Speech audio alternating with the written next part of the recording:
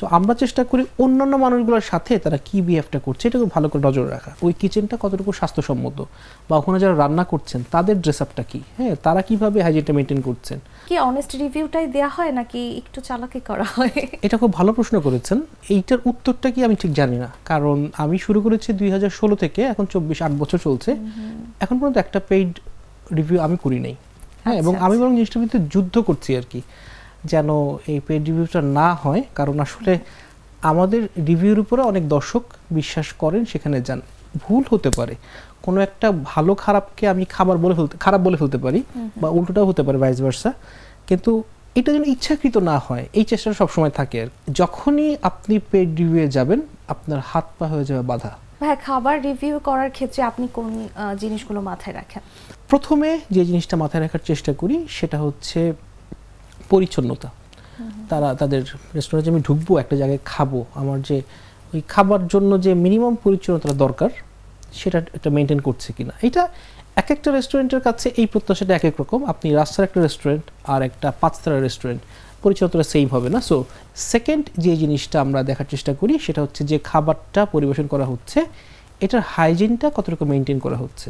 আমরা হয়তো ক্যামেরায় অনেক সময় আনি না, কিন্তু আমরা দেখার চেষ্টা করি যে কিচেনটা তিনি ব্যবহার করছেন ওই কিচেনটা কতটুকু স্বাস্থ্যসম্মত, বা ওখানে যারা রান্না করছেন তাদের ড্রেস আপটা কি, হ্যাঁ তারা কিভাবে হাইজিনটা মেনটেন করছেন। দুধের সব গুণাগুণ নিয়ে 3টি মজাদার সারে প্রাণ লাচিয়ে আছে আপনাকে আরাম দিতে।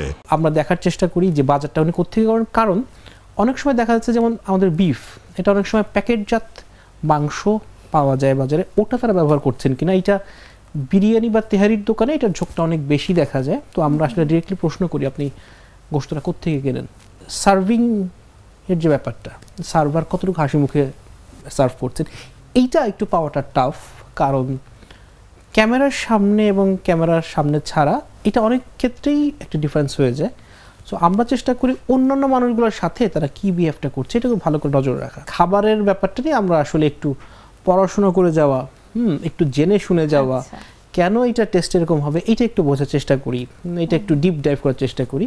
এবং খুবই ইন্টারেস্টিং ব্যাপার হলো মানুষের যে টেস্ট পার্ট, এইটা আপনি তো খান, আপনার ভালো লাগে খারাপ লাগে সব কিছু হয়, কিন্তু যখন আপনি এইটার উপর একটু প্রেশার দেন, আপনি বোঝার চেষ্টা করেন যে আজকে কি দারুচিনিটা বেশি লাগলো নাকি আদাটা বেশি লাগলো, এইভাবে কিছুদিন ধরেন বছর খানেক 2-1 এভাবে যাওয়ার পরে আপনার টেস্ট বারটাও ফ্লারিশ করে। হ্যাঁ, আপনি তখন পাট করে ধরে ফেলতে পারবেন যে এইটার মধ্যে আমার কাছে মনে হচ্ছে এই মশলাটা বেশি কম, এটা ইউজুয়ালির চেয়ে একটু বেশি পরিমাণে বোঝা যায় আর কি। এটা খুব মজার। হ্যাঁ, সো দুধের সব গুণাগুণ নিয়ে 3টি মজাদার সারে প্রাণ লাচিয়ে আছে আপনাকে আরাম দিতে।